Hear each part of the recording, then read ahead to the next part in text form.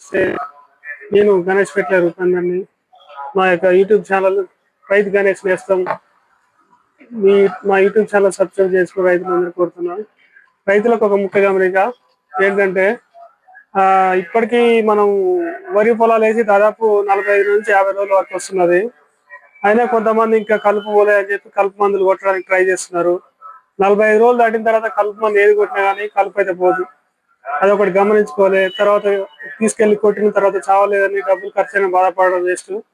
అందరూ కూడా ఇది గమనించగలరు. అలాగే వర్షాలు బాగా పడుతున్నాయి కాబట్టి ఇప్పుడు మిర్చి పంటల్లో మనకు అది గొర్రెతోలడం కానీ అట్లాంటిది చేయడానికి వీలు కాదు కాబట్టి చిరుదశలో ఉన్న కలుపు మొక్కల మీద ఇప్పుడు మనం గడ్డి మందులు స్ప్రే చేసుకుంటే కలుపు మొక్క నివారణ చేసుకోవచ్చు.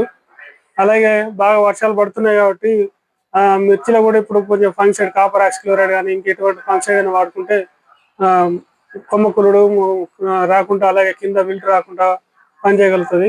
ఈ యొక్క సూచనలు రైతులు గమనిస్తారని కోరుకుంటున్నాం. అదేవిధంగా ఇంకొక చిన్న మాట ఏంటంటే, మనం వరి పొలాలు వేసి కూడా 45 రోజులు 50 రోజులు 65 రోజులు పంటలు ఉన్నాయి. ఇప్పటి వరకు కూడా ఒక రైతు కూడా స్ప్రే చేసిన వాళ్ళు లేరు. పైన ఒక మందు పురుగు మందు తెగులు మందు అలా చేయకపోవడం వల్ల మనకు దిగుబడి విషయంలో చాలా తక్కువ వచ్చే అవకాశం ఉన్నది. కాబట్టి పురుగు మందు తెగులు మందులు ఒకసారి స్ప్రే చేసుకుంటే మనకు పైరు అనేది మంచి హెల్దీగా ఉంటది.